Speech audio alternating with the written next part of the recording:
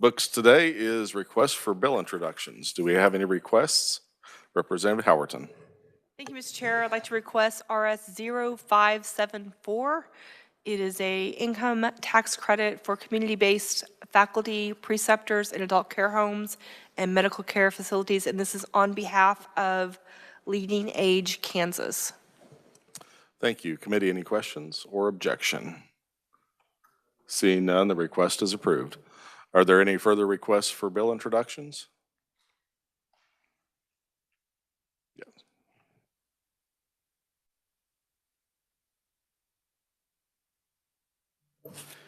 Thank you, Mr. Chair, members of the committee. I'm Scott Schneider on behalf of the Associated General Contractors of Kansas.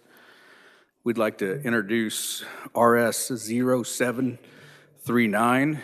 The bill would help us rebuild our aging communities by treating remodeling sales tax the same as original construction. All right, thank you, Scott. Committee, any questions or objections? Seeing none, the request is approved. Are there any further requests for bill introductions?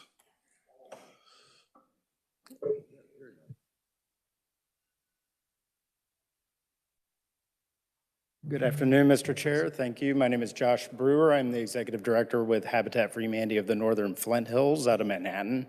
I'd like to request a bill to define a community land trust and to describe an assessment process for homes that are built in a community land trust with limited resale value. That I have model legislation titled the Community Land Trust Act that I'd like to be considered. Thank you. You don't have an RS number yet, though, do you? Don't. Okay. Yeah, we'll have to wait for the official RS number before we can get that into the system. So I'll work with you after the committee here, and we'll get that done. Okay, thank you. Thanks. Are there any other requests for bill introductions? Seeing none, we will move on to our action for today, and I'd like the committee to take up House Bill 2011, and I'll turn to the reviser for a summary on that, please.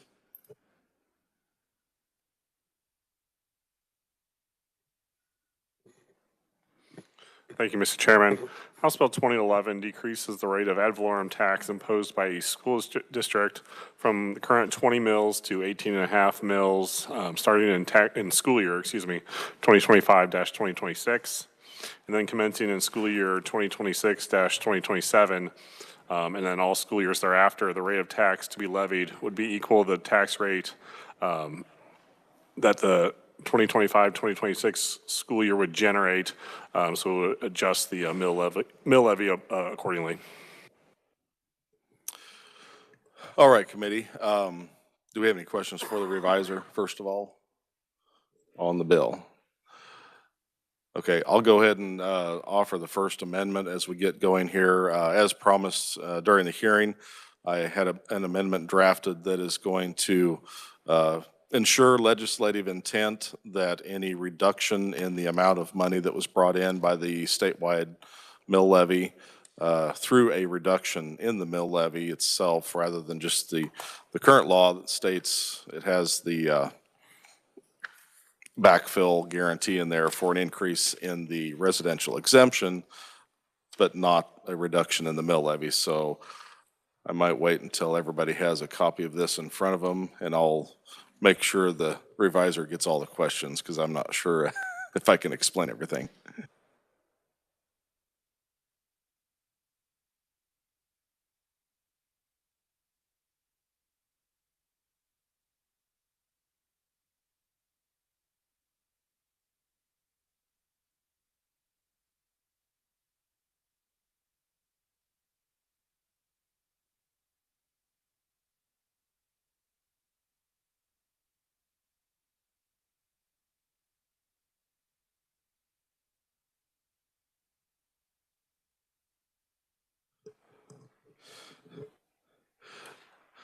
So, Mr. Siebers, I gave kind of a general description of, do you want to go over that last page? Because we're kind of pulling in a new statute here, and it's got several different places there.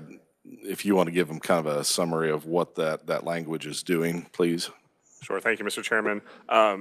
As the chairman stated, the second page would be brought in, which is KSA 72-5133A, which was, I believe, new section from the special session bill, which was created. The section essentially what it does is it backfills currently the residential exemption amounts from 79-201X. When that was raised, the loss of revenue was accounted for, and then that amount would be transferred from the state general fund to the state school district finance fund. The same premise here, where they would calculate the amount of revenue generated from 20 mills and would essentially backfill whatever that difference is between what is raised and what 20 mills would have raised would be transferred from the state general fund to the state school district finance fund. Thank you. That's a much better explanation than I could give. Committee, are there any questions on the amendment? I guess I should ask, is there a second first before we? Second by Representative Hoheisel. Discussion on the amendment. Representative Sanders. Thank you, Mr. Chairman. So we're going to have to do an estimate on what 20 mills would have brought in? Is that my understanding? Oh, I might turn to research on that for the actual calculation on how that works, Eddie. Yeah, similar to the way the current law works, with regard to the amount of the exemption, the Property Valuation Division would just be required to estimate what it would have been if the exemption were 42,049 and the rate 20 mills, as compared to the exemption being at its statutory level of now 75,000 and the rate being the statutory level as provided by this bill.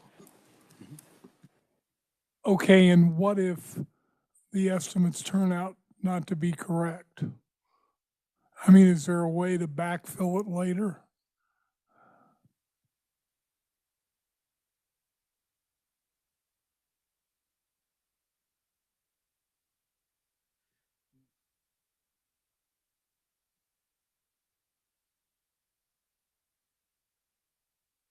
It would in essence work kind of the same way it works under current law in that circumstance. If our estimates for the amount of 20 mil revenues are off under current law, the state appropriates sufficient state general funds to finance the entirety of the school finance formula.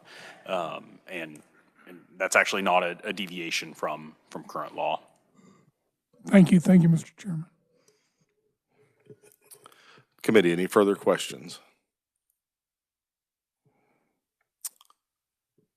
Seeing none, all those in favor of the Smith amendment, please say aye. Aye. Those opposed, no. The ayes appear to have it. No, just kidding. Motion passes. Is there anyone wishing to record their vote? Okay. Representative Sanders? In the affirmative. Representative Chuck Smith in the affirmative. Okay. Back on the bill as amended. Any further discussion? Representative Corbett. Just going through this a little bit, does anything that we've done yet, like on like a $100,000 home, the tax break would be a little over $17. Are we still kind of on that table, or kind of, is that where am I missing something? We had a fiscal note. I'm not sure if we really had any information that was available to the committee that was a comparison. Okay. I know I did get an email from you personally. Is that what you're referring to? That's just a deal that was worked up, and I just thought you might see how they got there. So I'm just trying to find out, if we work this bill, where your constituents are going to be at when the dust settles. And I know, looking at the fiscal note at the first year, I think the fiscal note was, I don't have that in front of me, but it was $60-some million, and it does grow by year 5 to about $266 million. So it does grow in the out years. The first year doesn't look like much of a tax reduction. If you're going through some of those scenarios of a home that's worth, you know, $200,000, how much are they actually saving? He's got the number, 67 million was the first fiscal year impact. I hear that, but when you go to coffees and whatever, people kind of like to know what's going to affect them, other than just saying there's $65 million out there. We're going to just, that's your property tax dividend or break or whatever. That's all I'm trying to get at. Representative Smith. Thank you, Mr. Chair. Could you explain, first year 67 million, I don't understand why it's going to 660 million on the sixth year. Why would that happen? Yeah, I might let research talk about that. That includes the growth from, there's growth from new construction and development. There's the regular growth in appraised value, but I might let Eddie answer that one. Yeah, that in essence is just, so that since the bill provides for the rate to be further reduced based upon growth in the assessed valuation throughout the state, that's basically the growth that was going to happen from this tax source, but for that rate reduction would have been kind of that incremental amount each year. And so since that growth would now kind of be offset by future rate reductions, that growth adds to the fiscal impact every year of the bill. Representative Carlin. Thank you, Mr. Chair. I thought Representative Smith had a follow-up. Do you want the floor? No, you have the floor. Okay. I'm just looking at it, and we all think about our homes when we do a property tax, but I don't see anything in here that tells me it's just homes. So it's all property within the district. So it's businesses. And some of the businesses pay huge property taxes, and so that would account for a lot of the expense, correct? Is that correct?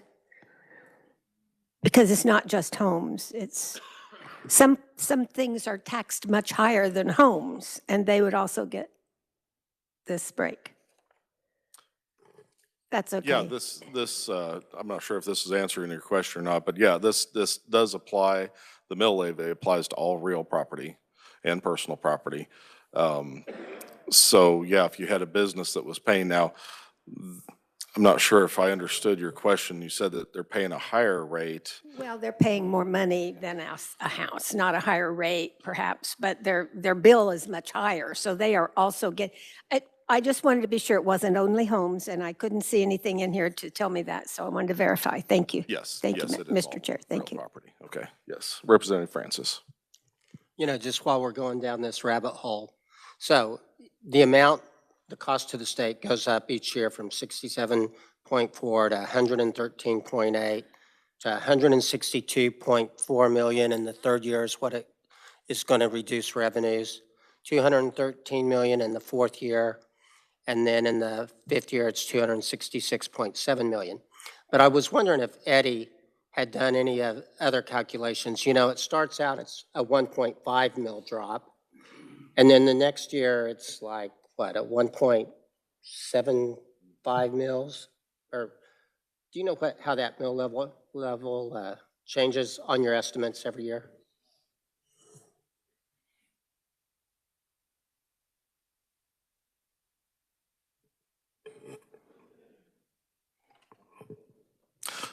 I don't think that's the additional. I mean, it will, because essentially what I'm trying to accomplish here with the bill is to kind of hold that revenue neutral. I know if we'd had this in place, I think Eddie had done this calculation for me a couple weeks ago.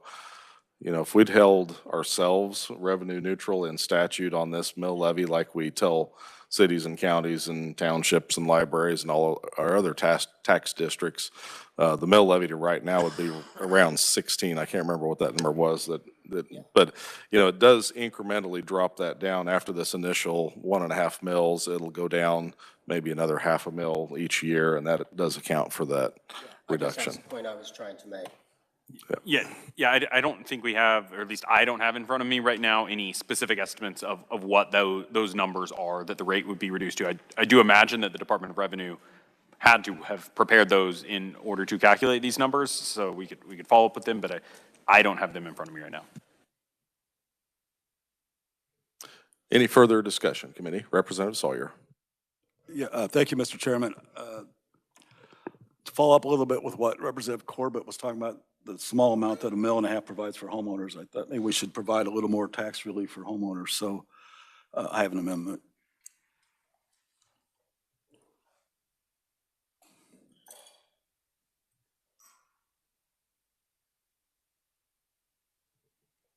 Do you want to explain that while they're passing it out, or wait until? Yeah, I'm going to explain it. It's pretty simple.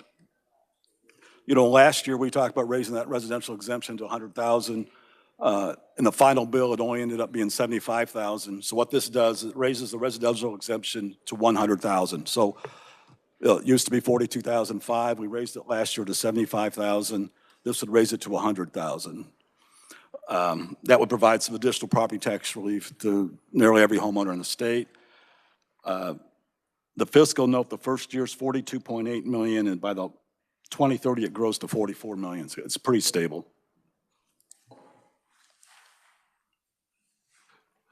Okay, looks like everybody has a copy of the amendment. First of all, do we have a second? Representative Hoheisel, and one question. Yes. Thank you, Mr. Chair. Thank you, Representative, for bringing this. When we did that during the special session, we did have the demand transfer. Does that demand transfer cover the loss of revenue of this as well? It should, because that's already current law. Okay. We don't have to change anything. We Okay. did that last year. Okay. Yeah, that piece did stay in statute for any future increases. Okay. Exactly like this, yes. Thank you, Mr. Chairman. Committee, any further questions on the Sawyer amendment? Representative Francis. So just a question for, what did you say the fiscal note was? Okay, it's 42.8 million the first year, and it grows to about 44 million by 2030. And does the revenue neutral rate in the other part of it affect that growth, or is that a stable growth based upon valuation? Or Maybe research. Yeah, when I provided those numbers to the representative, that was actually based upon an assumed rate of 20 mils, and so it wouldn't actually be that much. The first year would actually be probably, I guess in essence, 85% of that, and then that percent of that amount would actually drop prospectively based upon continued reductions to the rate as so part of the revenue neutral. the revenue neutral would make it become less over time rather than more? Yeah. Okay. Further questions, committee? I'm assuming you're trying to block the sun, not have a question. My apologies. It's pretty bright, isn't it? Representative Sawyer, I had a question. In the past years, we have had some, I assume it looks like you're just increasing that limit. There's no indexing or allowing for future growth of this. Is that correct? Because the current bill, the out years fiscal notes gets kind of high, I thought I left indexing off this. So this won't, in fact, as he pointed out, just because the other way is going, because of the revenue neutral freeze, the fiscal note on this will actually go down each year a little bit. And to follow along the lines with that, we had indexing in there originally. Do you know where we would be at today if we had just left the indexing in? I don't remember. I knew that last year when we discussed all this. Right. You're like me, you have all these numbers off the top of your head when you're working on all this stuff. I guess my main question is, do you have an opinion on where this needs to be? Because it seems like we took the index off, but now we're increasing it even faster than it would have increased with that index. So where do you think that happy medium, I mean, is it the 100,000 or? Well, the 100,000 is the number we decided on last year. And remember, because through the conference committee process, in the end, we only ended up with 75. So this just gets us back to where we wanted to get last year. Okay.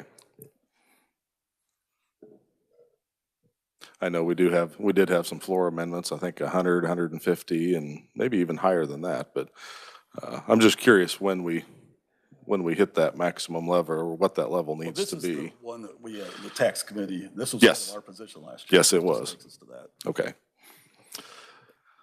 Representative Thank you, Chairman. Do either one of these options here, would that mean like your people who are taxing you now will just see where their ceiling is and move their taxes up and up and up and just follow your indexing? So you may save a little money, but with like your counties and your cities and your schools or whatever, they see what our rate, what you're going to raise it up to.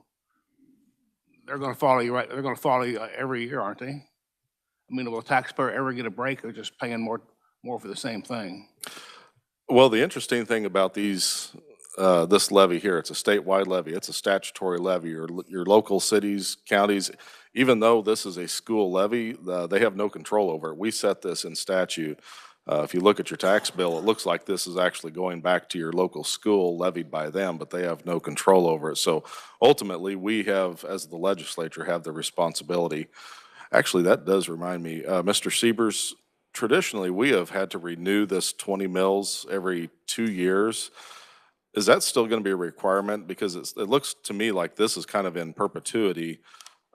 We don't have to come back and address this every biennium. Thank you, Mr. Chairman. You know, that was something I did consider. To be honest with you, in the past, it's always been our office's position that it has to be renewed every 2 years. Would it continue on indefinitely at this point after the 2 years are up, essentially this biennium?